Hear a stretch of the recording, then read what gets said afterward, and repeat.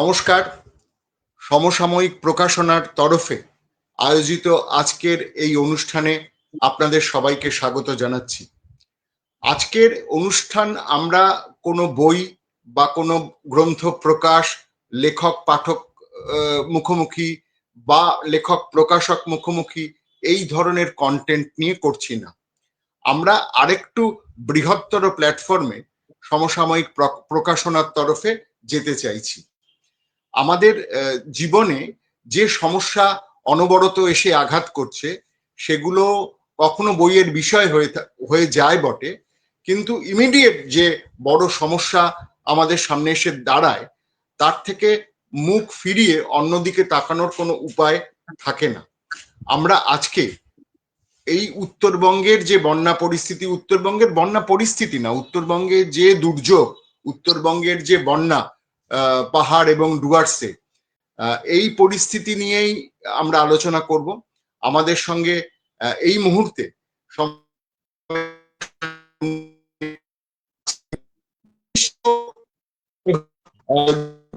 বিশিষ্ট পর্বত ডক্টর অর্জুন পুরস্কার প্রাপ্ত পর্বতারোহী দেবাশিস বিশ্বাস মহাশয়। দেবাশিস বিশ্বাস মহাশয়কে স্বাগত জানাচ্ছি, যিনি একই সঙ্গে এভারেস্ট, কাঞ্চনজঙ্ঘা সহ একাধিক শৃঙ্গ জয় করেছেন। আমাদের সঙ্গে উপস্থিত আছেন, যুক্ত হয়েছেন বুড়শিব দাশগুপ্ত। বুড়শিব দা দীর্ঘদিনের মানে ধরে মানে পশ্চিমবঙ্গের মানে ন্যাশনাল মিডিয়া আর বিভিন্ন বড় ন্যাশনাল মিডিয়ার তরফে যিনি গুরুদায়িত্ব সামলেছেন। বর্তমানে বুড়শিব দার একটি প্রতিষ্ঠানে সাংবাদিকতা পড়ান। তো আমাদের অন্য আরেকজন অতিথি আসবেন, কিন্তু অতিথি যুক্ত হবেন আমাদের এই অনুষ্ঠানে। কিন্তু আজকে আমরা এই আপাতত আপনাদের দুজনকে নিয়ে আমরা অনুষ্ঠান শুরু করছি। দেবাশিস বাবু, আপনাকে দিয়ে শুরু করি। যে আজকে যে পরিস্থিতি হলো, আপনি তো একাধিক শৃঙ্গ জয় করেছেন, পাহাড় আপনার পাড়া কার্যত। তো আপনার কি মনে হয় যে এখন ইদানিং এত পাহাড়ে ঘন ঘন ধস নামছে, এত বিপর্যয় হচ্ছে কেন? মানে পাহাড় তো এখন মানে কার্যত দুর্গাপুজোর প্যান্ডেলের মতো নড়বড়ে হয়ে যাচ্ছে, এর কারণ কি? দেখুন, এই যে হিমালয়, আগে আমরা যদি একটু মানে তলিয়ে ভাবি, হিমালয়ের সৃষ্টিটা যদি আমরা দেখি, যে টেকটনিক এফেক্ট, সেই এফেক্টটা যে ইন্ডিয়ান প্লেট গিয়ে ইউরেশিয়ান প্লেটকে ধাক্কা মেরেছে। আমাকে তো বুঝতে হবে কেন এটা হচ্ছে। তো মানেটা হচ্ছে, আমি পুরো তিব্বতটা আমি ঘুরেছি, একদম খুব ভালোভাবে ঘুরেছি। এবং তাতে আমি দেখছি, যখন আমি তিব্বতের দিকে ঘুরছি, সেখানে গাড়ি কিন্তু 100 কিলোমিটার 120 কিলোমিটার স্পিডে গাড়ি ছুটছে, এত ভালো রাস্তা। কিন্তু আমাদের এদিকে দেখবেন, আপনি পাহাড়ে গেলে 20, 25, 30 কিলোমিটার পার আওয়ার, তার বেশি ছোটে না। এটার একটা কারণ আছে। কারণটা হচ্ছে, যেহেতু আমি আবার বললাম যে টেকটনিক এফেক্টটা দিয়ে, যেহেতু ইন্ডিয়ান প্লেট গিয়ে ইউরেশিয়ান প্লেটকে ধাক্কা পেরেছে, ইউরেশিয়ান প্লেটটা কিন্তু এক জায়গায় স্টেবল ছিল। এটা ধাক্কা মারাতে, এই যে মাঝখানে আমাদের যে তখনকার আমরা ভেবে নিই যে তেথিস সাগর, তখন তো আর নামকরণ করার জন্য কোনো মানুষ ছিল না। তো আমরা এখন একটা কল্পনা করে নিচ্ছি, ওই জায়গায় একটা সাগর যেটা ছিল, সেই জায়গাটার নাম তেথিস সাগর। সেই সাগরের নিচে যে পলি মাটি যেগুলো জমা ছিল, সেটা ধাক্কাতে আস্তে আস্তে উঠেছে। এটা মিলিয়ন মিলিয়ন বছর ধরে এই কাজটা হয়েছে, এবং এই প্রসেসটা এখনো চলছে, যার জন্য এই টেকটনিক এফেক্টটা কিন্তু এখন অফ হয়ে যায়নি, এখনো চলছে। আর কিন্তু আমরা দেখবেন, মাঝে মাঝেই বলছে এভারেস্টের হাইট বেড়ে গেছে। তো এটা কিন্তু আজকে বাড়ছে না, মানে এটা প্রতিনিয়ত এটা বাড়ছে, প্রতি বছর 6 থেকে 8 মিলিমিটার এভারেস্ট বেড়ে যাচ্ছে। আর উত্তর দিকে হেলে যাচ্ছে, যেহেতু ইন্ডিয়ান প্লেট গিয়ে ধাক্কা মেরেছে। তো এই কথাগুলো বলার কারণ, একদম সহজভাবে একটা মানুষকে বোঝানোর জন্য, যে আমাদের দিকের যে প্লেটটা, যে হিমালয়ের আমাদের দিকে যে ঢালটা, সেটা কিন্তু নড়বড়ে। আর এই যে ধাক্কা মারছে বলে কিন্তু তিব্বতের দিকে গিয়ে হেলে যাচ্ছে। তিব্বতের দিকে যখন আমি তিব্বতের দিক থেকে এভারেস্ট কিংবা চইউ যে শৃঙ্গগুলো দেখবো, তিব্বতের দিকে অনেক খাড়া, একদম খাড়া উঠে গেছে। আর আমাদের দিকে কিন্তু এরকম স্ল্যান্ট, একটা ঢালু, যার জন্য শিবালিক, তরাই, এগুলো কিন্তু আমাদের দিকে আছে। ওদিকে কিন্তু কোনো এরকম শিবালিক মার্কা, ওখানে একদম গ্রেটার হিমালয় থেকে সোজা নেমে এসে টিবেটিয়ান প্ল্যাটো, হ্যাঁ, একদম মালভূমি। এই কথাগুলো বললাম কেন? এই যে এফেক্টটা, এই এফেক্টটার জন্য আমাদের দিকের শিবালিকের ঢাল সবসময় নড়বড়ে। তো অন এন অ্যাভারেজ আপনি দেখবেন বলে যে 8টা থেকে 9টা ভূমিকম্প প্রতিদিন হচ্ছে, কিন্তু আমরা টের পাই না কেন, যেটা হালকা হয়। তার মানে কি এই জায়গাটা কিন্তু খুব নড়বড়ে, এবং ধস হওয়াটা এখানকার খুব কমন একটা ফ্যাক্টর। এমন না যে এবছরই বেশি হচ্ছে, এটা রে করে উঠছে। হ্যাঁ, এবছর কেন বেশি হচ্ছে সেটা আমি বলবো, আরো অনেকে আছেন তারা আরো ভালো বলতে পারবেন।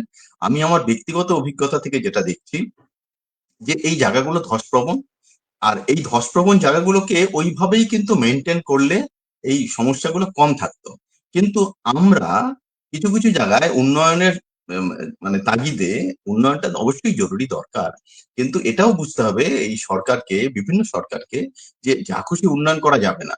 ধরুন আমি কেন বললাম, তিব্বতের যে রাস্তায় একটা গাড়ি 100 কিলোমিটার প্রতি ঘন্টায় ছুটছে, আমাদের এখানে তার সঙ্গে মানে চ্যালেঞ্জ নিয়ে আমরাও যদি 80 কিলোমিটার স্পিডে গাড়ি চালানোর জন্য রাস্তা বানাই, সেই রাস্তাটা কি এইখানকার পরিবেশটা নেওয়ার মতন অবস্থায় আছে কিনা? কেন, দেখুন আমরা অনেকেই মানালি গেছি, আজ থেকে যারা 8 বছর 10 বছর আগে, বেশি আগে না, 8-10 বছর আগে গেছেন, দেখতেন যে চণ্ডীগড় থেকে যখন মানালি যাচ্ছেন 6-7-8 ঘন্টা লাগতো, আরো বেশি লাগতে পারতো। আপনি আগে যদি লে থেকে যে সুমুদ্রি লেকের কাছে যেতেন, দেখবেন 7-8 ঘন্টা লাগতো। ইদানিং বর্ডার রোড অর্গানাইজেশন বানিয়েছে, দারুণ রাস্তা বানিয়েছে, যে একটা 4 লেন 6 লেনের রাস্তা। হ্যাঁ, সেখানে দেখা যাচ্ছে হু হু করে গাড়ি ছুটছে, 3-3.5 কিলোমিটারে পৌঁছে যাচ্ছে। কিন্তু এটার পাশাপাশি এটা ভাবতে হবে, ওই রাস্তাটা, ওই জায়গাটা এই 6 লেন 4 লেন 8 লেনের জন্য ঠিক আছে কিনা। কেন, দেখুন আজকেও দেখবেন বিয়াসের নদীর চাপে, আমি শুধু উত্তরবঙ্গ বলছি না, প্রবলেমটা কিন্তু সারা হিমালয় জুড়ে একইভাবে হচ্ছে, যে সেইখানে আপনি মানালির যে রাস্তাটা, মানালি হাইওয়ে, আপনি এই ধ্বংস ধ্বংস যেটা হলো এখন, ধ্বংসই বলবো, যে প্রকৃতির তাণ্ডব, সেই তাণ্ডবে যে অবস্থাটা হলো, তার আগে যদি আপনি যেতেন না, যারা গেছে তারা কিন্তু সত্যি চমকে যাওয়ার মতন, যে আমরা সবাই প্রশংসা করেছি, দারুণ কাজ হয়েছে, এত স্পিডে গাড়ি যাচ্ছে, এই 4 লেন 6 লেনের রাস্তা খুব ভালো। দেখুন আমরা তো এক জায়গায় দাঁড়িয়ে থাকবো না, আমাদের উন্নতি দরকার, কিন্তু এটার বুঝতে হবে সেই উন্নতিটা ওই মাটিটা, যা খুশি আমি যে কোনো জায়গায়, আমি আজকে যদি দেখুন কেদারনাথে প্রবলেম হয়েছে, আমাদের জানি ধস হয়ে গেছে, সেখানে 5 তলা 7 তলা 6 তলা বাড়ি হয়েছে, সেই মাটিটাকে নিতে পারবে কিনা। আমরা ছোটবেলায় যখন দেখেছি, যে একটু পাহাড়ের দিকে গেছি, যে টিনের দরমার বেড়া দিয়ে কিংবা তাতে মাটির প্রলেপ দিয়ে তার উপর টিনের শেড, তো এটা মানে এই না যে ওখানকার লোকগুলো সে সময় গরিব ছিল, ওই পরিবেশটার জন্য ওটা ঠিক ছিল। আজকে আপনি কদিন আগে ধারালি, আগস্টের হয় 6 তারিখ না 5 তারিখ, আমি তখন একটা এক্সপিডিশনে গেছি ওই এলাকায়, ধারালি ভেসে বেরিয়ে গেছে। ধারালি একটা ছোট্ট সুন্দর জনপদ, গ্রামও না, কয়েকটা বাড়ি, সেটা একটা সুন্দর একটা মার্কেট ছিল, আমার মানে দেখা খুব সুন্দর একটা জায়গা।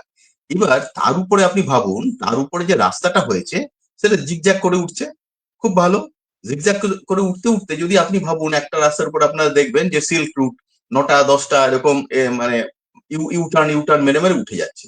এবার ভাবুন উপরের যে ইউটার্নের লাস্টের একদম টপ, সেটার যে গাড়িগুলো, সেই রাস্তার ওয়েট, সেই ভাইব্রেশন, সেটা তার নিচের ইউটার্নের উপর চাপ দিচ্ছে, সেটা ঘুরে আবার নিচে আসছে, সেটা একটা নিচে, এই করতে করতে নিচের জায়গাটা কি বেশি আনস্টেবল হয়ে যাচ্ছে কিনা, এক।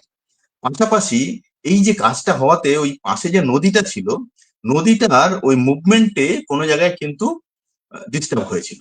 আজকে এই যে আমরা নর্থ বেঙ্গলে, দেখুন তিস্তা, তোরসা, এই যে বড় বড় জল ঢাকা এই নদীগুলো আছে, পাশাপাশি অনেক ছোট ছোট বালাসান বলুন, কুলিক, মেচি, আপনাকে হ্যাঁ, আপনাকে একটু থামাচ্ছি। আপনার প্রসঙ্গ, আচ্ছা, আপনার বলা কথার রেশ টেনে আমি বুরুশিদাকে একটা কথা জিজ্ঞেস করতে চাই। সেটা হচ্ছে এই যে মানে মুখ্যমন্ত্রী মমতা বন্দ্যোপাধ্যায় এই উত্তরবঙ্গে বন্যা পরিস্থিতি সামলাতে যাওয়ার পরে ওখানে বলেছেন যেটা ম্যানমেড বন্যা।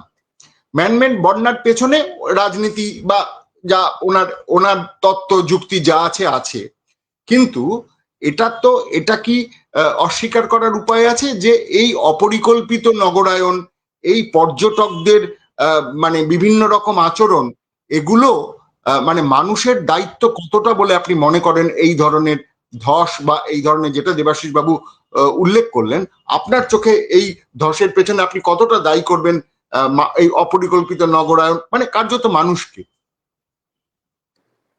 হ্যাঁ, নমস্কার। শোনা যাচ্ছে? শোনা হ্যাঁ, যাচ্ছে? একদম পরিষ্কার শোনা যাচ্ছে। আচ্ছা। আমি মানে দেবাশিস বাবুর কথাগুলো শুনছিলাম। উনি জিওলজিক্যাল আসপেক্ট থেকে সুন্দর বোঝালেন আমাদের হিমালয়ের যে এই যে নবীন আমাদের পর্বতমালা এবং তার যে মানে তার উপর যে আমরা খনন কার্য যেটা হিমাচল এবং উত্তরাখণ্ডে যে রাস্তা হচ্ছে, রাস্তার কথা বললেন। এবং সেখানে যেটা মানে যেটা করেছে ওরা, একটা চার ধামের রাস্তা ওরা ওটাকে বলছে, যে চার ধামে ওই যে ওখানে আছে কেদারনাথ, বদ্রীনাথ, এরকম চারটে ধামের যে যাওয়ার জন্য রাস্তাগুলো প্রশস্ত করেছে। কিন্তু এটার যে একটা এনভায়রনমেন্টাল এফেক্ট, সেই জিনিসটা ওদের একটা এনভায়রনমেন্টাল অ্যাসেসমেন্ট করা হয়, সেগুলো অ্যাভয়েড করার জন্য প্রায় 900,000 কিলোমিটার রাস্তা ওরা করেছে। তার জন্য ওরা ছোট ছোট ভাগে 100 নিচে, যার যার জন্য ওটা ইআই এ করতে হয় না, বা করা মানে করতে হবে না, সেটা অ্যাভয়েড করার জন্য এইভাবে করেছে। এবং রাস্তাগুলো কিন্তু প্রায় 75% হয়ে গেছে। এবং তার ফলাফল আমরা দেখতে পাচ্ছি, যেটা উনি বললেন, যেটা ওই উত্তরাখণ্ডে যেটা হচ্ছে ধারালির ল্যান্ডস্লাইড যেটা হয়েছে অগস্ট 17 তারিখে, এবং তারপর জুলাই আগস্ট ধরে হিমাচলে যা হয়েছে সেটা ভয়ঙ্কর। এবং সেগুলো কিন্তু ওই একই এফেক্ট, এই রাস্তা চওড়া করা, ন্যাশনাল হাইওয়ে গুলো করা। আমি আরো আমাদের ঘরের পাশে যে দার্জিলিং, সেটাও তো হিমালয়ের মানে ইস্টের পোর্শন, এবং সেই অংশটা সম্বন্ধে বলতে চাই। এবং এগুলো সবই কিন্তু মানে উনি বলেছেন, অন্য আমাদের চিফ মিনিস্টার যেটা বলেছেন ওনার ম্যানমেড, সেটা অন্য প্রসঙ্গে বলেছেন ম্যানমেড। উনি এইগুলো দেখেননি যে ম্যানমেড যে কিভাবে এই ধ্বংস লীলা তৈরি করেছে। আমি একটুখানি কয়েকটা স্ট্যাটিস্টিক্স দিলে বলতে পারবো। এখন ব্যাপারটা এরকম যে আমরা কিন্তু এগুলো খুব স্ট্যাটিস্টিক্স গুলো বেশি ছড়িয়ে ছিটিয়ে আছে। আমি একটা সূত্রে আমি কিছুটা কালেক্ট করার চেষ্টা করেছি, এবং সেটা একটা ভয়ঙ্কর। যে দার্জিলিং এ দুটো দুটো অ্যাডমিনিস্ট্রেশন কাজ করে, আপনারা জানেন। একটা হচ্ছে গিয়ে দার্জিলিং মিউনিসিপ্যালিটি কর্পোরেশন, যেটা আরেকটা হচ্ছে গিয়ে জিটিএ, গোর্খাল্যান্ড টেরিটোরিয়াল যে ব্যাপারটা আছে। এবং সেইটা বেসিক্যালি রুরাল দিকটা দেখে, রুরাল এবং হিল সাইডে, এবং মিউনিসিপ্যালিটিটা দার্জিলিং মিউনিসিপ্যালিটি শহরের দেখে।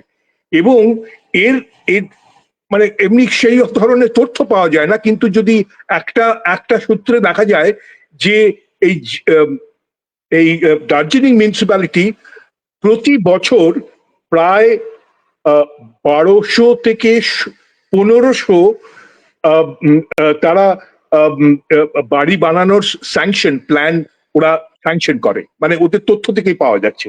এবং জিটিএ যেটা রুরাল সাইড ইয়েতে কি বলে রুরাল সাইডে এবং হিল সাইডে যেটা করছে, তারা প্রায় 800 মতো পারমিট বাড়ি বানানোর সেগুলো করে দিয়ে থাকে প্রতি বছর। তার মানে হিসেব অনুযায়ী আমি যদি গত 10 বছরের হিসেব করি, তাহলে দেখা যাবে প্রায় মানে মিউনিসিপ্যালিটিতে শহরের মধ্যে প্রায় প্রায় 12,000 মতো বিল্ডিং হয়েছে। এবং বেশিরভাগ তার মধ্যে বলছি যে 70%ই মাল্টি স্টোরিড বিল্ডিং, একতলা নয়, মাল্টি স্টোরিড বিল্ডিং হয়েছে। এবং রুরাল এরিয়ায় যেখানে জিটিএ পারমিশন দিয়েছে, সেখানেও প্রায় 8,000 মতো এই হোমস্টে কি বলে হোটেল বানানোর জন্য পারমিশন দেওয়া হয়েছে। আপনি ভাবুন, গত 10 বছরে যে হিসেবে যদি দেখা যায়, প্রায় মানে 1 মিলিয়ন কি বলে টুরিস্ট যেত, সেটা গত 10 বছরে আরো 1 মিলিয়ন মতো, 1.5 ছিল, এখন 2.5 হয়ে গেছে। মানে মানে টুরিস্টরা ওখানে যাচ্ছে, এবং সেইগুলো অ্যাকোমোডেট করার জন্য এই ধরনের মানে সম্পূর্ণভাবে বলা যায় যে মানে মানে একেবারে পরিবেশ বিরোধী কাজকর্ম এরা আমরা নিজেরা করেছি। তাতে আমরা যদি এই নরম মাটিতে এই পাহাড়ের মধ্যে যদি আমরা এত বাড়ি বানাই, এবং সেগুলো সব স্লোপসে যদি আমরা বাড়ি বানাই, তাহলে পরে তার এফেক্ট কি হতে পারে? এগুলো তো মোটেই ম্যানমেড। ম্যানমেড তো অন্যরকম হয়। উনি ওনার মতো করে বলেছেন যে ম্যানমেড, ওই সেই ডিভিসির প্রসঙ্গ তো এখানে আসে না। ডিভিসি ওইখানে প্রসঙ্গ আসতে পারে তিস্তার নদী। তিস্তার উপরে যেটা করেছে সেটা সেটা ওই ইয়ে থেকে আসছে, সিকিম থেকে আসছে। সিকিমে যদি একবার যাওয়া যায় তাহলে দেখা যায় যে তিস্তার উপরে কতগুলো ড্যাম ওরা বানিয়েছে। এগুলো সব তো করেইছে, নদীকে বন্ধ করে দিয়েছে। কিন্তু তার চেয়ে বড় ব্যাপার হচ্ছে গিয়ে আমরা নিজেরা, এইগুলো তো আমাদের সরকারের দেখার কথা। আমাদের মানে বছরে যদি আমরা 1200 থেকে 1500 বাড়ির স্যাংশন দিই শহরে, এবং প্রায় 800 মতো বাড়ির স্যাংশন যদি আমরা গ্রামে দিতে থাকি জাস্ট ব্যবসার জন্য, তাহলে পরে এই এই ঘটনা হওয়াটা অবধারিত, এবং তাই সেই হয়েছে। রশিদদা, আপনি একদম যা পরিসংখ্যানে বললেন সেটা তো একদম ভয় ধরিয়ে দেওয়ার মতো। এবং আমি বলি যে জলদাপাড়া জাতীয় উদ্যানের পাশ দিয়ে এই সীসামারা নদী আছে, সেই সেই নদীর জল এই জাতীয় উদ্যানের যে সংলগ্ন রিসর্ট, সংলগ্ন যেসব হোমস্টে, সেইখানে ঢুকে মানে ব্যাপক ক্ষয়ক্ষতি করেছে। এবং এটা নিয়েও শুধু পাহাড় না, ডুয়ার্সের বিভিন্ন জায়গায় যে সংরক্ষিত এলাকা, সেখানেও গত কয়েক বছর ধরে কিভাবে যত্রতত্র রিসর্ট গড়ে উঠছে, যত্রতত্র হোমস্টে মানে ব্যবহার করা হচ্ছে, হোমস্টে পারমিশন দেওয়া হচ্ছে, সেটা নিয়েও কিন্তু প্রশ্নের মুখে আজকে পড়তে হচ্ছে প্রশাসনকে, বা পড়তে হবে। তো আমি আমাদের আরেকজন অতিথি রূপন সরকার, রূপন বাবু বোধহয় অনুষ্ঠানে যোগ দেওয়ার ক্ষেত্রে একটু অসুবিধে হচ্ছে। আমি দেবাশিস বাবুকে একটা কথা জিজ্ঞেস করব। দেবাশিস বাবুকে জিজ্ঞেস করে আমি এক মানে 30 সেকেন্ডের জন্য স্টুডিও থেকে বেরোবো ডিজিটালের। আমি একবার দেখবো যে রূপম বাবুকে যুক্ত করতে পারি কিনা। ততক্ষণ দেবাশিস বাবু একটু বলবেন, আমি আবার জয়েন করে যাব। দেবাশিস বাবু, আপনি একটু বলুন যে আপনি, আপনার পাহাড় পাহাড় তো আপনার একদম হাতের তালুর মতো, সেখানে খুব যে পরিবর্তনটা হচ্ছে, মানে গত 10 বছর আগে, 15 বছর আগে, আপনি অনেকদিন ধরে মানে শৃঙ্গ জয় করে চলেছেন, যে পরিবেশটা ছিল, এখন এই 2025-এ দাঁড়িয়ে কি কি বদল দেখলেন? মানে কি কি মানে পরিবেশগত দিক থেকে আপনি গঠনের কথা বললেন, ভূগোলের কথা বললেন, কিন্তু এছাড়াও কোন মেজর মানে বদল আপনার চোখে পড়েছে? দেখুন, আমি, আপনি ঠিকই বলেছেন, আমি প্রায় 30 বছর ধরে পাহাড়ে যাচ্ছি।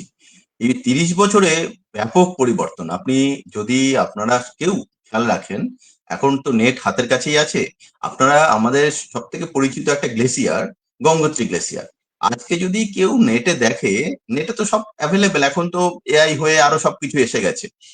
আপনারা যদি কোনোদিন দেখেন যে 30 বছর আগে গঙ্গোত্রী কি ছিল, গঙ্গোত্রী গ্লেসিয়ার কোথায়, স্নাউট পয়েন্ট যেটাকে বলি, যেখানে এসে গঙ্গোত্রী গ্লেসিয়ার শেষ হয়, নদীর উৎপত্তি হয়, হ্যাঁ, তো সেই স্নাউট পয়েন্ট কোথায় ছিল, আর এই 30 বছরে কোথায় গেছে? দেখবেন বহু ভিতরে ঢুকে গেছে, মানে গ্লেসিয়ারটা অনেকটা গলে গেছে। আর এই যে গলার রেশিওটা না, এটা তো জিপি হারে বাড়ে। তো আজকে 30 বছরে যেটা হয়েছে, গত 30 বছরে, আপনি নিশ্চিন্তে থাকুন, আমরা যদি এখনো সচেতন না হই, আগামী 10 বছরের মধ্যে সেই 30 বছরের মতন ক্ষতিটা হয়ে যাবে, ততটা ক্ষয় হবে। আর এই যে গ্লেসিয়ার গুলো কমে যাচ্ছে, তাতে কি হচ্ছে, অনেকটা গলে যাচ্ছে, তাতে নিচে যে গ্লেসিয়ার লেক, যেখান থেকে মানে মাঝে মাঝেই যেখান থেকে মানে বিভিন্ন জলধারা বেরিয়ে এসে বিভিন্ন নদীর ট্রিবিউটারি, নদীর জলের যে মানে যে পরিমাণটা, জলটা যেখান থেকে আসে এরকম, তো সেই গ্লেসিয়ার লেকটাও বড় হয়ে যাচ্ছে। এবার গ্লেসিয়ার লেক বড় হতে হতে একটা সময় তার পাশে যেটা দিয়ে ঘেরা থাকে, যে মোরেন এলাকা, যে পাথর বালি মাটির যে জায়গাটা, সেটা আর তখন ধরে রাখতে পারে না, তখন গ্লেসিয়ার লেক বাস্ট করে। আপনারা দেখবেন এই গ্লেসিয়ার লেক বাস্ট বহু জায়গায় আমরা পাচ্ছি, যেমন সিকিমে, তো মানে 2 বছর আগেই মনে হয় একটা মানে হলো, তিস্তা না আরো আরো কোনো জায়গা থেকে জল আসলো, দেখা গেল উপরে গ্লেসিয়ার লেক বাস্ট হয়েছে। এখন এই যে আজকে আমাদের এই তোর্ষা নদী কিংবা জলঢাকা, এগুলো তো ভুটান থেকে আসছে, তো ভুটানেও বিভিন্ন জায়গায় গ্লেসিয়ার লেক আছে। তো আমরা কি খেয়াল রাখছি সেই গ্লেসিয়ার লেক বিপজ্জনক সীমার উপরে আছে কি নেই? আর এখন ইদানিং আপনারা দেখবেন, আমরা একটু যদি আমরা খেয়াল করি, আমরা যদি ছোটবেলায় এত মানে হঠাৎ করে বৃষ্টি, এই ক্লাউড বাস্ট, এত কিন্তু আমরা কোনোদিন শুনিনি। আজকে হয়তো মিডিয়ার প্রচার বেশি হয় বলে আমরা হয়তো সঙ্গে সঙ্গে খবরটা পেয়ে যাই, কিন্তু আগেও কিন্তু আমরা মানে এরকম এত ঘন ঘন এরকম ক্লাউড বাস্টের খবর পাইনি। হতে পারে মিডিয়া তখন খবর কম পাঠাতো, কিন্তু তাতেও আমরা সেটা ধরে নিলেও দেখা যাবে এখন কিন্তু বেশি হচ্ছে। শুধু তাই না, আমরা কিন্তু ছোটবেলায় কোনো সময় খুব রেয়ার শুনেছি যে বাজ পড়ে কেউ মারা গেছে। আজকে দেখবেন যে কোনো সময় বৃষ্টি হচ্ছে, বাজ পড়ে একাধিক কোনো জায়গায় 5 জন, 7 জন, 9 জন, 10 জন মারা যাচ্ছে। তো এই যে মানে মানে কোনো অপরিমিত বৃষ্টি, এটা কিন্তু বিপজ্জনক। আজকে এখনই আমরা কদিন আগেও খবর পড়ছিলাম, খবরে দেখছিলাম যে আমরা জানি চেরাপুঞ্জি, মৌসিনরাম সব থেকে বেশি বৃষ্টি হয়, কিন্তু দেখা যাচ্ছে তারা হেরে যাচ্ছে।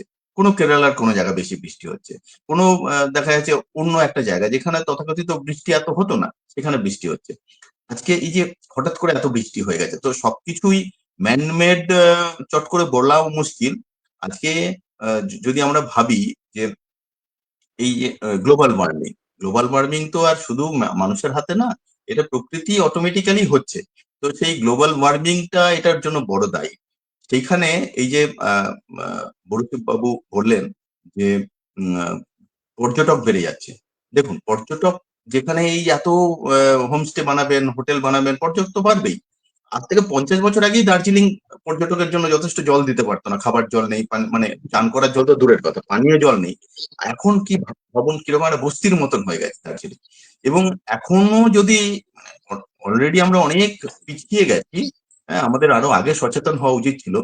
এখনো যদি সচেতন না হই, আমি আপনাকে বলে দিলাম, আর 8 থেকে 10 বছর দার্জিলিং কিন্তু ধসে যাবে। যেমন আমরা দেখেছি না, উত্তরাখণ্ডের বিভিন্ন শহর অ্যাবান্ডন ঘোষণা করছে। তো ভগবান না করুন, আমরা ভগবান তো কিছু করছেন না, আমাদের হাতেই আছে। মানে আমরা যদি এখনো সচেতন না হই, এবং অবশ্যই সরকারকে, মানে আমি আপনি আহ, দুটো গাছ লাগিয়ে বিরাট কোনো মানে পরিবর্তন হবে না। সরকার লেভেল থেকে যদি প্রপার 10 বছরের একটা প্ল্যান করে, 20 বছরের প্ল্যান করে না এগোন, তাহলে কিন্তু এই দার্জিলিং, কার্শিয়াং, কালিম্পং, এদের ভবিষ্যৎ কিন্তু খুব খারাপ। আমি তো বলবো, মানে আমরা যে দার্জিলিং কে চিনি, যে আমরা ছোটবেলায় জানতাম পাহাড়ের রানী, আমার মনে হয় 8-10 বছর বাদে এই দার্জিলিংটাকেও একটা মৃত শহর বলে আমাদের দেখতে হতে পারে। আহ, আপনার আমাদের সমসাময়িক প্রকাশনার অনুষ্ঠানে এসে যোগ দিয়েছেন জলপাইগুড়ির প্রসন্নদেব মহিলা কলেজের অধ্যাপক রূপন সরকার। রূপন বাবু, স্বাগত জানাচ্ছি আপনাকে। রূপন বাবু, শোনা যাচ্ছে? যদিও খুবই মানে দুর্যোগ বিধ্বস্ত এলাকাতে, ওই ওই এলাকা এখন খুবই দুর্যোগে বিধ্বস্ত, নেটওয়ার্ক পাওয়াটা একটা সমস্যা। আহ, এবং উনি ওখানে ওনার কিছু কাজকর্ম রয়েছে, উনি দুর্গতদের মধ্যে থেকে কাজ করছেন। উনি নেটওয়ার্কটা এসেছিল, ওনার সঙ্গে যোগাযোগ স্থাপন করা গিয়েছিল, কিন্তু আবার বোধহয় কোনো কারণে বিচ্ছিন্ন হয়ে গেছে। আমরা আবার চেষ্টা করব, উনিও চেষ্টা করছেন যুক্ত হওয়ার। তো এইটা মানে এটা তো শুধু একটা কারণ রূপন বাবুকে ধরার। রূপন বাবু, শোনা যাচ্ছে? শুনতে পাচ্ছেন? হ্যাঁ, আপনারা শুনতে পাচ্ছেন আমাকে? একদম পরিষ্কার শুনতে পাচ্ছি। আপনাকে আসলে স্বাগত জানাই আমাদের সমসাময়িক অনুষ্ঠানে। আচ্ছা, ধন্যবাদ। আমি খুব বিপজ্জনক জায়গায় আছি, ফরেস্টের পাশে, নেটওয়ার্ক খারাপ, আর আমি টেকনোলজিতে একেবারেই দক্ষ নয়। আমি কোনো পুঁথিগত বিদ্যার কথা বলবো না, আমার ঘোরাফেরার মধ্যে আমার চোখে যা পড়েছে, আমার অভিজ্ঞতার মধ্যে যা আছে। বলবেন আপনি আগে একটু বলুন যে এখন কি অবস্থা, এক্স্যাক্টলি কি অবস্থা ওই জায়গা? মানে এখনো মানে সবটা যে সমস্ত এলাকা এফেক্টেড হচ্ছে, সেই সমস্ত এলাকার মানুষ মানে একেবারেই খুব খারাপ অবস্থার মধ্যে আছে। সামান্য ব্লিচিং টুকু নেই, খাওয়া দাওয়ার অভাব রয়েছে, জামা কাপড় সব ভেসে গিয়েছে, ঘরবাড়ি সব একেবারে ভেসে গিয়েছে। সেখানে পর্যাপ্ত পরিমাণ ত্রাণ পাওয়া যাচ্ছে না। আবার ত্রাণ নিয়েও একটা সমস্যা তৈরি হচ্ছে, ত্রাণ দিতে গেলে একদল আরেক দলকে বাধা দিচ্ছে। যেটুকু ত্রাণ পৌঁছাচ্ছে স্বেচ্ছাসেবী সংস্থাদের মাধ্যমে পৌঁছাচ্ছে। এইভাবে আস্তে আস্তে ঘুরে দাঁড়ানোর চেষ্টা করা হচ্ছে, কিন্তু এটা কোনো স্বেচ্ছাসেবী সংস্থা বা রাজনৈতিক দলের দ্বারা সম্ভব না। এটাকে যদি রাজ্য বিপর্যয় হিসেবে ঘোষণা না করা যায়, তাহলে এখান থেকে ঘুরে দাঁড়াতে যে প্রান্তিক মানুষগুলোর মানে জীবন জীবিকা আক্রান্ত হয়েছে, সেখান থেকে তারা কিন্তু ফিরে আস্তে আস্তে অনেক সময় লেগে যাবে, অনেক ক্ষয়ক্ষতির পর সেটা হয়তো ফিরে আসতে পারে। শোনা যাচ্ছে? মাঝে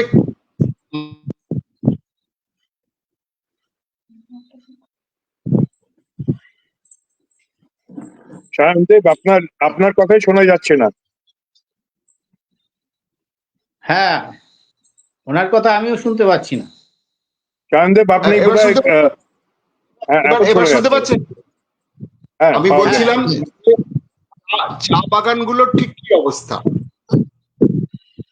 চা বাগানের একটা দীর্ঘ ইতিহাস আছে, কিন্তু চা বাগানের যে শ্রমিক, সেই শ্রমিকের কিন্তু করুণ অবস্থা।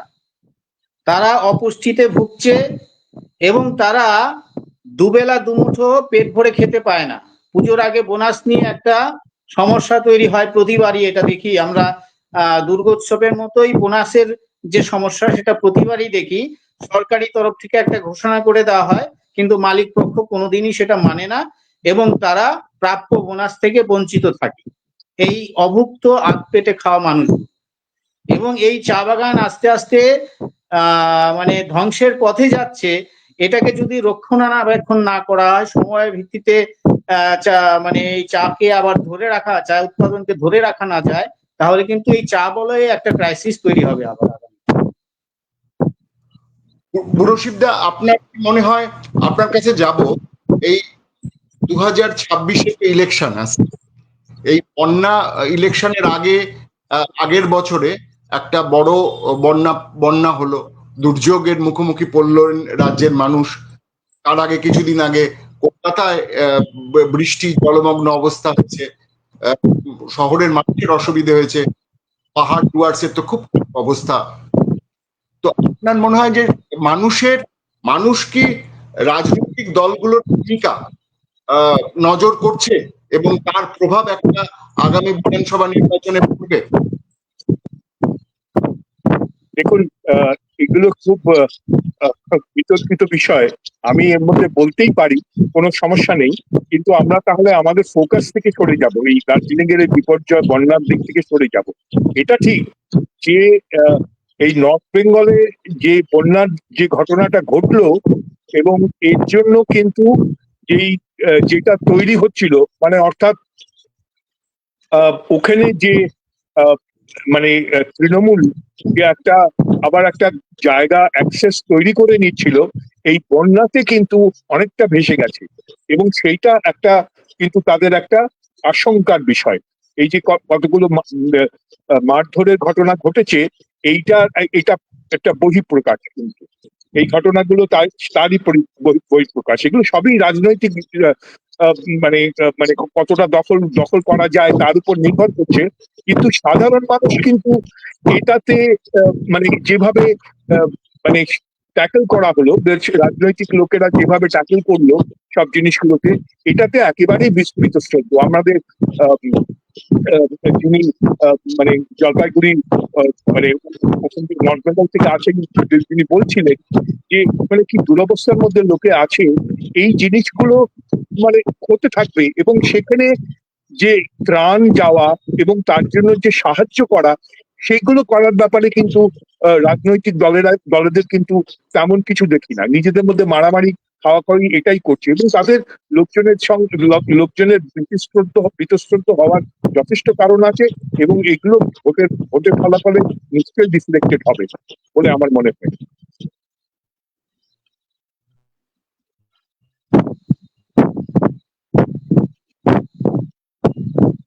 তবে যেটা ঘটনা, যে এটা এই এই জায়গায় আমরা চাইবো যে যে আমাদের আহ, রাজ্য সরকার এগিয়ে আসুক।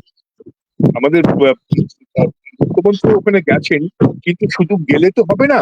ওখানে কতটা উনি মানে ওখানকার অ্যাডমিনিস্ট্রেশনকে সাহায্য করার ব্যাপারে ব্যবস্থা নিতে পেরেছেন, সেগুলো দেখার।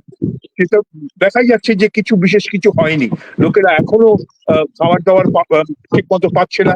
ঘরগুলো যে এতগুলো এতগুলো যে ঘর ভেঙে গেছে, সেগুলো রিকনস্ট্রাকশনের ব্যাপার, এবং যে একটা ব্রিজ ভেঙে পড়েছে, সেইখানে যান চলাচল বন্ধ হয়ে গেছে, সেইটা কত তাড়াতাড়ি রেস্টোর করা যায়, এইসব জিনিসের দিকে কিন্তু নজর দিতে হবে।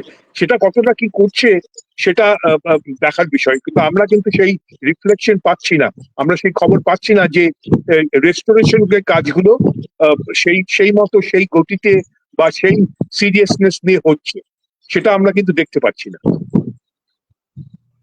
আরেকটা জিনিস হচ্ছে যে এইটাতে মানে ত্রাণ নিয়ে যে রাজনীতি অভিযোগ বা যে রূপন বাবু বললেন যে ত্রাণ নিয়ে যেরকম একদল ত্রাণ দিতে গেছে অন্য দল বাধা দিচ্ছে, এটা কিন্তু এর আগেও বাংলার রাজনীতি দেখেছে। খাবার বিলি নিয়ে, ত্রিপল বিলি নিয়ে বিভিন্ন জায়গায় এর আগেও হয়েছে। তো আমরা সেই পরিস্থিতিতে যাব, কিন্তু বোধহয় একটা জিনিস রূপন বাবুকে আরেকটু জিজ্ঞেস করতে চাইবো, সেটা হচ্ছে নদীর নাব্যতা ইস্যুটাও কিন্তু বোধহয় একসঙ্গে খুবই গুরুত্বপূর্ণ। আপনি আপনার সোশ্যাল মিডিয়ায় আপনার প্রোফাইল দেখছিলাম, আপনি নদীর জলে যেভাবে বসেছিলেন, আমার তো আপনার প্রোফাইল দেখে ভয় লাগছিল যে জল না কোনো বিপদের মুখে পড়েন আপনি। তো এইটা কি বলুন যে নদীর পরিস্থিতি, জলস্ফীতি কিরকম হঠাৎ হয়েছে, নদীর নাব্যতা সংক্রান্ত বিষয় বা জলস্ফীতি কেন হলো, ভূগোলের কারণগুলো একটু যদি বলেন। বা সেখানে আমি পড়ছিলাম এই যে জলদাপাড়া জাতীয় উদ্যানের পাশ দিয়ে এই সিসামারা নদীর জল যেভাবে সংলগ্ন এলাকার রিসর্ট এবং ইসেতে ঢুকে গেছে, তো সেখানেও কিন্তু বোধহয় বহু ক্ষয়ক্ষতি হয়েছে, জাতীয় উদ্যানের পাখি পর্যন্ত ক্ষতিগ্রস্ত হয়েছে, এসে গেছে গন্ডার। তো সেই বিষয়টা একটু বলুন। আসলে এই নদী নিয়ে অনেক কথা। নদী নিয়ে প্রথম কথা হচ্ছে এই নদীর যে প্রবাহ, সেই প্রবাহকে বিভিন্নভাবে অবরুদ্ধ করা হয়েছে, এবং এটা তো সবটাই পাহাড়, সিকিম ভুটানের জল, এবং সিকিমে তো মাকড়সার জালের মতো ড্যাম তৈরি হয়েছে। সেই ড্যামগুলো যদি ভেঙে যায় তাহলে উত্তরবঙ্গের মানে ভূগোলটাই পাল্টে যাবে। তারপরে নদীর যে গতিপথ, সেই গতিপথকে অবরুদ্ধ করে প্রচুর বিল্ডিং করা হয়েছে, যেটা করা একেবারেই অবৈজ্ঞানিক এবং পরিবেশ বান্ধব নয়। যার ফলে নদীর যে প্রবাহ, যখন জলটা বেড়ে যায়, সেই প্রবাহ তার গতিপথ খুঁজে পায় না, এটা গিয়ে পার্শ্ববর্তী অঞ্চলে ধাক্কা মারে এবং যা হওয়ার তাই হয়েছে এবার। এবং এখানকার যে পাহাড়গুলো যে ধরে রাখার, যে নদীর পাড়গুলো ধরে রাখার যে বিষয় থাকে, পাড়গুলো মাটিগুলোকে ধরে রাখার যে বিষয় থাকে, সেক্ষেত্রে একটা গাছের বিরাট ভূমিকা থাকে। গাছ এই বিগত বছর খানিক এবং তারও কিছু সময় ধরে যখন থেকে বন খুলে দেওয়া হলো, ওপেন করে দেওয়া হলো, মাননীয় মুখ্যমন্ত্রী এসে বন খুলে দিলেন, বনকে অবাধ করে দিলেন, তারপর যে পরিমাণ গাছ কাটা গেছে সেটা আপনারা এইবার বন্যাতে দেখে এসছেন, যে পুষ্পা ছবির সিনেমা আমরা বাস্তবে দেখতে পেলাম। এগুলো সবই গাছ কেটে জঙ্গলে লুকিয়ে রাখা হয়েছে। অবাধ হয়ে যাওয়ার ফলে যে এসে ঢুকে পড়ছে, এই ধরনের কাজের যে মাত্রা ছিল তার কয়েক গুণ বেড়ে গেছে। 4 নম্বর কথা হচ্ছে নদীতে ড্রেজিং তো হয়নি, নদীর চর উপরে উঠে যাচ্ছে, যার ফলে জনবসতির উপরে নদীর স্তর সমতলের দিক দিয়ে উপরে উঠে যাচ্ছে। এবং যেভাবে জেসিপি দিয়ে, যে জেসিপি নদী বক্ষে নামাই বারণ, নামানোই বেআইনি, যেভাবে জেসিপি দিয়ে নদী বক্ষগুলোকে পুকুর বা কুয়োর মতো করে ফেলানো হয়েছে, রায়ঘাট থেকে শুরু করে, জলঢাকা থেকে শুরু করে, এই পুজোর আগে ডাম্পার নিয়ে ডুয়ার্সে এক খবরাখবর হচ্ছিল যে এই ডাম্পার গুলো মানে রাস্তা পর্যন্ত ভেঙে দিচ্ছে, এত পরিমাণ ডাম্পার যাচ্ছে। বালি চুরির কথা বলছেন, বালি চুরির কথা বলছেন, পাথর চুরি, হ্যাঁ হ্যাঁ। এই নদীগুলোকে একেবারে তার নদীর যে স্বাস্থ্য, সেই স্বাস্থ্যের মানে একেবারে এতটাই অবনতি ঘটিয়েছে যে তার নদী দেখলে আপনি দাঁড়িয়ে যদি দেখেন, রায়ঘাটের মতো এত সুন্দর নদী, আন্তর্জাতিক নদী, যেখানে দাঁড়ালে মনে হবে আপনি মানুষে দাঁড়িয়ে আছেন, সেই নদীকে এবার গিয়ে আমি দেখলাম প্রায় কান্না চলে আসে। এগুলো সবই প্রশাসনের নজরে আছে।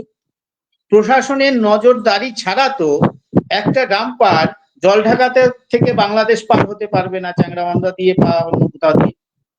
তাহলে প্রশাসনকে অ্যাক্টিভ হতে হবে, প্রোঅ্যাক্টিভ হতে হবে এই পরিবেশকে, নদীকে রক্ষা করতে।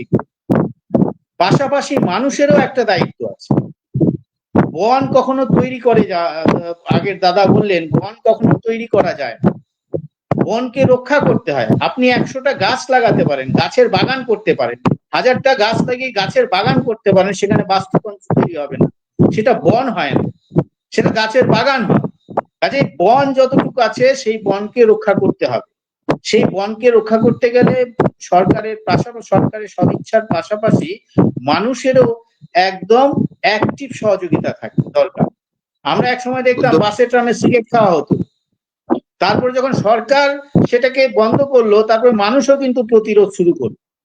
আজকে যে পরিমাণ প্লাস্টিক ব্যবহৃত হচ্ছে এই পার্বত্য এলাকাগুলোতে, এই হোমস্টে, হোটেল, অমুক তমুক হয়ে যাওয়ার ফলে সেই প্লাস্টিকের kg kg ton ton plastic জমে আছে, ভূমিধস হবে না।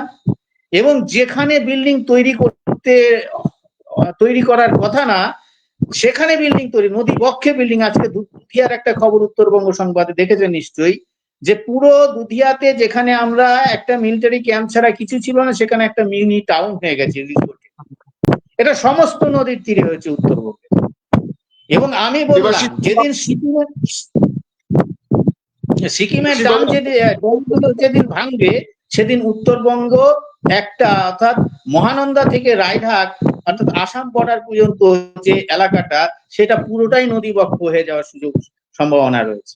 এখানে ইন্টারন্যাশনাল নদী কমিশন দরকার। হ্যাঁ বলুন। একটা তো সামগ্রিক সংকট শুধুমাত্র উত্তরবঙ্গে না, এতক্ষণ আলোচনা আমাদের হবে যে সামগ্রিকভাবে পরিবেশটাকে সুষ্ঠুভাবে রক্ষা করা যাচ্ছে না বিভিন্ন কারণে। আমি দেবাশীর কাছে জানতে চাইবো যে আপনার এই পাহাড়ের পথে আপনি কতটা প্লাস্টিক, কতটা অর্বাচীনের মতো মানে যতটা সাধারণ পর্যটক যেতে পারে, যতটা সেই অবধি কতটা যথেচ্ছাচার দেখছেন? দেখুন, এই যে রূপেনবাবু বললেন, একদম মানে বাস্তব পরিস্থিতিটা তুলে আনলেন যে সত্যি তো যেখানে এই মানে আমাদের লিমিট ছাড়া লোক যাচ্ছে, সেখানে কিরকম আমি দেখেছি। আমি একদিন হাঁটছিলাম, তো একজন গর্ব করে বলছেন যে আমি তো গোমুখে বসে ডাটা চচ্চড়ি খেয়েছি। তো দেখুন, ডাটা চচ্চড়ি খাওয়ার জন্য তো বাড়িতেই খেতে পারে, গোমুখে গিয়ে কেন খাওয়ার দরকার আছে? মানে ওইটা তার গর্বের ব্যাপার যে আমি গোমুখে এসে ডাটা চচ্চড়ি খেয়েছি। তা আমরা মানুষ না এত মানে সেন্সিটিভিটি এত নষ্ট হয়ে গেছে। আজকে ভাবুন না, আজকে এই যে বললেন ভোটের কথা বললেন কিংবা কিছু, ভোট তো মানুষ দেয়, এই যে পশু পাখি গুলো তাদের তো ভোট নেই। কত পশু পাখি বেরিয়ে গেছে। রূপেনবাবু বললেন যে আপনি গাছ লাগিয়ে গাছের একটা বাগান বানাতে পারেন, বন তো আপনি করতে পারবেন না। আপনি এই যে এই অপূরণীয় ক্ষতি হয়েছে, এই একটা একটা গন্ডার আমরা মানে ঠিকঠাক মানে বাঁচিয়ে বড় করতে পারি না। হ্যাঁ, যে বিভিন্ন রকম চোরা শিকারি এইসব কত মানে পশু পাখি ভেসে চলে গেছে। এর কি এই অপূরণীয় ক্ষতিটা কোনোদিন হবে তাদের? আচ্ছা, মুখ্যমন্ত্রী বলছেন যে ঠিক আছে, যারা মারা গেছেন ক্ষতিপূরণ 5 লাখ টাকা দেবেন কিংবা একটা চাকরি দেবেন ফ্যামিলির। এই যে পশু পাখিগুলো গেছে, তাদের ফ্যামিলির কি হবে? কিংবা তাদের কি মানে আবার মানে আমরা কি আবার গুছিয়ে সেই জঙ্গলগুলো বানাতে পারবো কিনা? আমাদের নিজেদের না সচেতন হওয়ার দরকার আছে। এই যেখানে খুশি বাংলো বাড়ি বানিয়ে ফেলছে, মানে এটা তো।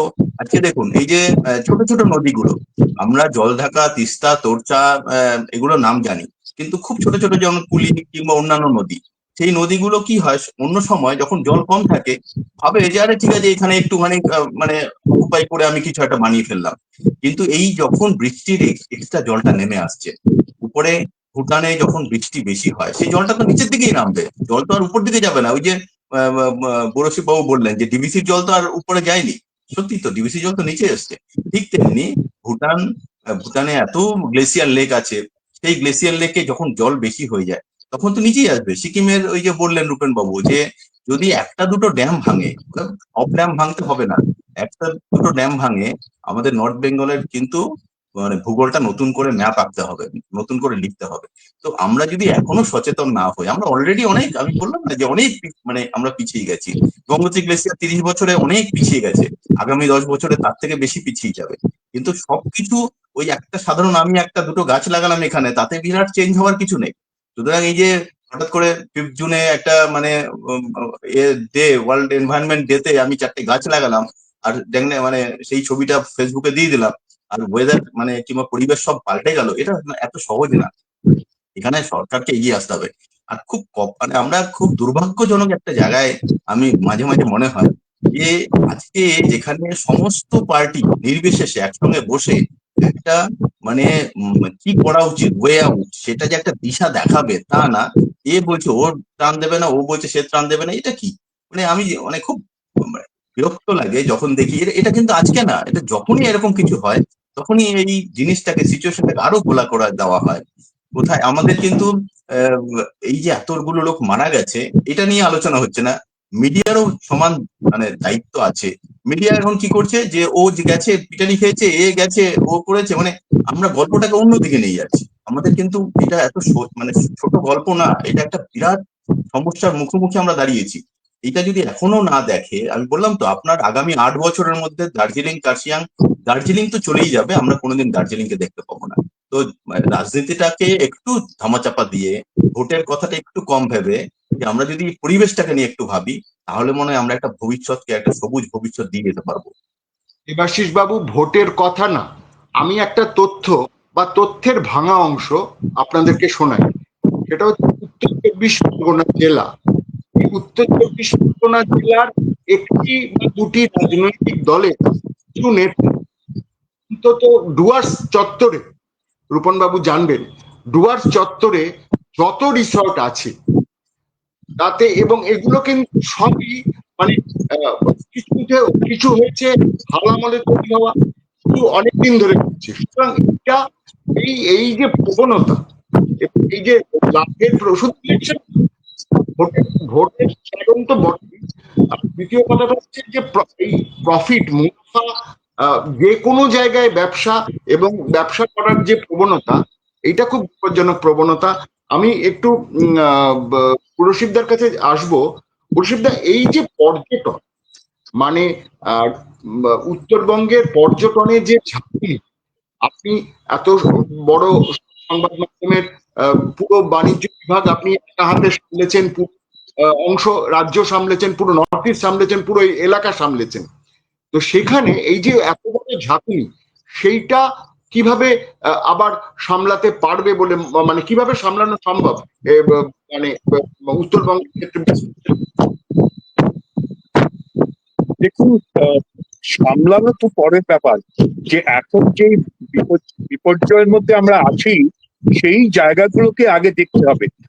প্রথমত যে নদীপথে যেটা আছে, নদীপথের যে ড্রেনেজ সিস্টেমটা, সেটা আমাদের প্রায় বন্ধ হয়ে গেছে।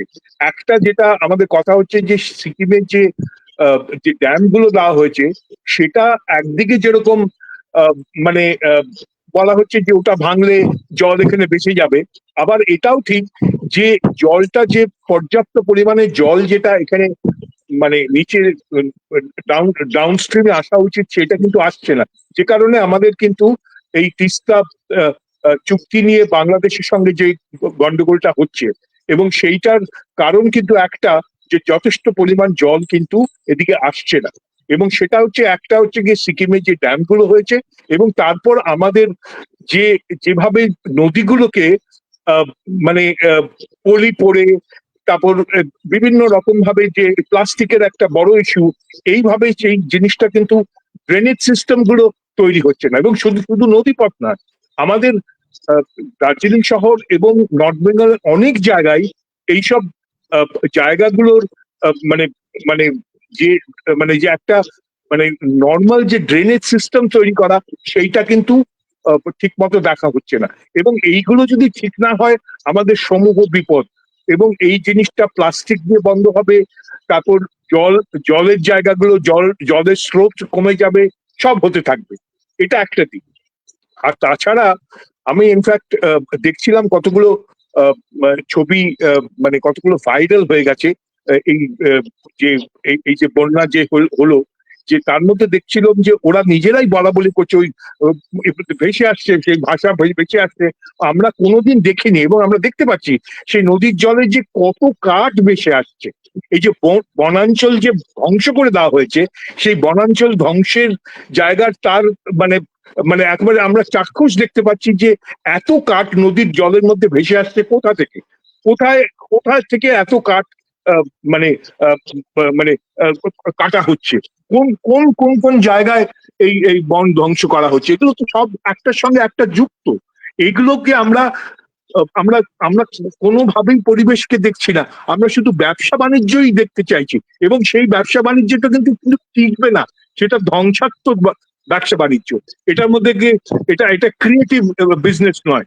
তার জন্য আমাদের ভাবতে হবে যে এই যে যেটা আমি একটা কয়েকটা ফিগার যেটা বললাম, যে এই টুরিস্টের যে সংখ্যা বেড়েছে, এবং তার জন্য বললাম যে আমি যে তথ্যটা আমি পেয়েছি তার মধ্যে যে বললাম যে শহরে, দার্জিলিং শহরে 1200 থেকে 1500 পারমিট, বাড়ি বানানোর পারমিট দেওয়া হয় প্রতি বছর, প্রতি বছর দেওয়া হচ্ছে, এবং তার মধ্যে 70% হচ্ছে গিয়ে মাল্টি স্টোরিড বিল্ডিং। এগুলো সবই সেই পাহাড়ের গায়ে গায়ে মানে স্লোপে তৈরি করা, এবং সেটা তো সঙ্গে সঙ্গে ল্যান্ডস্লাইডের জন্য একেবারে তৈরি হয়ে থাকছে। এটা একটা। আবার যেটা জিটিএ, যে গোর্খাল্যান্ডের যে টেরিটোরিয়াল যে অংশটা আছে হিল সাইডে এবং এবং কি বলে রুরাল সাইডে, সেখানেও প্রায় 800 মতো প্রতি বছর তারা লাইসেন্স দিচ্ছে বাড়ি বানানোর। এগুলো তো ব্যবসা নয়, এগুলো হচ্ছে গিয়ে মানে শহরটাকে এবং ধ্বংস করার দিকে যাচ্ছে। এটা কোনো প্ল্যানিং নেই, কোনো প্ল্যান ছাড়া এইসব জিনিস হতে পারে। এই ইসরো একটা রিপোর্ট, ইসরো বলছে যে দার্জিলিং ডিস্ট্রিক্টটা হচ্ছে গিয়ে আমাদের ভারতবর্ষের এতগুলো ডিস্ট্রিক্টের মধ্যে মানে মানে এন্ডেঞ্জার ডিস্ট্রিক্ট মধ্যে পড়ে, এবং সেটার নম্বর দিচ্ছে তারা 35, is the 31st most vulnerable district of the country. Darjeeling কে বলছে ইসরোর যে যারা এটা ম্যাপিং যারা করে তারা এটাকে বলছে। তো আমরা ব্যবসাটা মানে মানে মানে ওই উন্নয়ন দিকে যে ব্যবসা করতে পারা যায়, যে শহর ওখানে যে মানে বাড়াতে পারে, যে টি গার্ডেন্স গুলো, ওখানে বলছে যে 400 হেক্টরের মতো ফরেস্ট নষ্ট করে ফেলা হয়েছে, মানে ওই দার্জিলিং ডিস্ট্রিক্টে 400 হেক্টর, এবং সেটা তার 400 ডিস্ট্রিক্টকে 400 হেক্টরের মতো ফরেস্টকে তারা ওই ট্রান্সফার করেছে বিল্ট আপ, মানে বাড়ি বানানোর জন্য। ফরেস্ট কেটে ওখানে 400 হেক্টরের মতো জায়গায় বাড়ি বানানো হবে, এইসব জিনিসগুলো হয়েছে। এবং এবং অ্যালং মানে সেই রাস্তার পাশে সব সেটেলমেন্ট দেওয়া হয়েছে, প্রায় প্রতি রাস্তার প্রায় রাস্তার প্রায় 25-30% রাস্তায় ওখানে সেটেলমেন্ট গুলো করা হয়েছে, এবং যে গাছ কেটে তৈরি করা হয়েছে। এইগুলো ঠিক ব্যবসা নয়, এগুলো হচ্ছে গিয়ে মানে ধ্বংসের পথে নিয়ে যাওয়া পথ হচ্ছে। এগুলো কোনো প্ল্যানিং নেই, কিচ্ছু নেই। এইগুলোর থেকে আমাদের বিরত থাকতে হবে। ইনফ্যাক্ট আমার ধারণা এই জিনিস বন্ধ হবে না যদি ওখানকে স্বতঃস্ফূর্ত মানুষজনের বোধহয় প্রতিবাদ করার এখন সময় হয়ে গেছে। এখন এই মানে মানে বুঝিয়ে শুনিয়ে এই সরকারকে কিছু করানো যাবে না, এরা শুধু টাকাই করবে। অনেক অনেক ধন্যবাদ। আমরা একদম অনুষ্ঠানের শেষ প্রান্তে এসে পৌঁছেছি।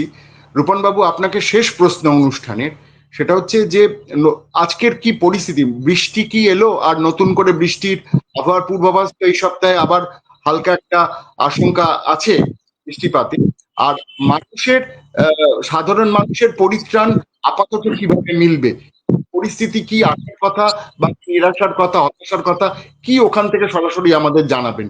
আপাতত সেটুকু খবর নিয়ে আজকের অনুষ্ঠান শেষ করব। আমি প্রথমে দুটো কথা বলে নিই। একটা হচ্ছে যে দার্জিলিংকে আমরা দেখতে পাবো না, আমার দাদা বললেন, এটা চূড়ান্ত সত্য। যেটা দেখা গেছে এর মধ্যে সেটা হচ্ছে সিকিভাগ, সিংহভাগই পড়ে আছে ধ্বংসের।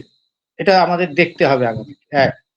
দুই হচ্ছে এই যে ট্রেন, সুড়ঙ্গ করে ট্রেন নিয়ে যাওয়া হচ্ছে ভুটান, থিম্পু বা এই সমস্ত জায়গায়, ভুটান বা সিকিমে, তার যে ক্যানেল তৈরি হচ্ছে, সেই ক্যানেলে যে সমস্ত মেশিন ব্যবহার করা হচ্ছে, তার যে ভাইব্রেশন, সেই ভাইব্রেশন কিন্তু পাহাড়কেও মানে একদম চূর্ণ করছে। তার উপরে যারা বসে আছে একটা মানে ভয়ানক জায়গায় বসে আছে, যে ভাইব্রেশন তৈরি করছে, পুরো পাহাড়কে চূর্ণ করে দিচ্ছে। যাই হোক, এটা হলো। একটি কথা বলি, এই যে কালকে আপনাকে বলছিলাম ফোনে, 4 সদস্যের একটি আদিবাসী পরিবার, তার বাড়িতে গিয়ে গৃহবধূর সাথে কথা বলছিলাম, জানতে পারলাম যে সপ্তাহে 300 টাকা হলে তার চাল নুন তেল হয়ে যায়। অর্থাৎ একটি 4 সদস্যের পরিবারের আর মাসিক খরচ হচ্ছে 1200 টাকা। এখানকার যে সমস্ত অঞ্চল এফেক্টেড হয়েছে তার অধিকাংশই এই সমস্ত মানুষের বাস, এবং মিডিয়া যতটা না মারামারি দেখিয়েছে, আমার মনে হয় আরেকটু গ্রাউন্ড লেভেল রিয়েলিটিটা যদি দেখাতো, তাহলে হয়তো পুরো চিত্রটা উঠে আসতে পারে। এখন বলছেন তারা পরিত্রাণ পাবে কি করে? তারা কোনোদিনই পরিত্রাণ পায়নি, তারা কোনো কালেই তিন বেলা খেতে পারেনি, এখনো পারে না, আগামীতেও পারবে না। একটা এখন চা বাগান অনেক ক্ষেত্রে বন্ধ হয়ে যাওয়ার ফলে আগে যে ব্রিটিশরা জাহাজ ভর্তি করে লেবার নিয়ে যেত, সেই চা বাগানের লেবার এখন ম্যাটাডোর করে যখন নিয়ে যাওয়া হয়, আপনাকে ছবিটা আমি পাঠাবো, দেখলে মনে করবেন সেই দাস প্রথা চলে আসছে। তারা দক্ষ টি গার্ডেন ওয়ার্কার থেকে অদক্ষ নির্মাণ শ্রমিক হয়ে গেছে। তাই এদের জীবন এরকমই থাকবে। আমরা কিছু প্রিভিলেজ ক্লাস আছি, যারা আমরা সেমিনার করব, কথা বলবো, আমাদের কথাও সরকার শুনবে না, আর আমাদের কথাতেও ওদের চিরা ভিজবে না। এটুকুই আমার বক্তব্য। নমস্কার। আপাতত তো অনুষ্ঠান শেষ করছি, কিন্তু আমি তবু একটা মানে আশায় বেঁচে থাকি। সমসাময়িক প্রকাশনাও দিকে বেঁচে থাকলো। আমরা পরিস্থিতির মুন্সিফদা যেমন যথার্থভাবে বললেন যে একটা মানে প্রতিবাদ, সক্রিয় প্রতিবাদ হওয়া দরকার সর্বস্তর থেকে।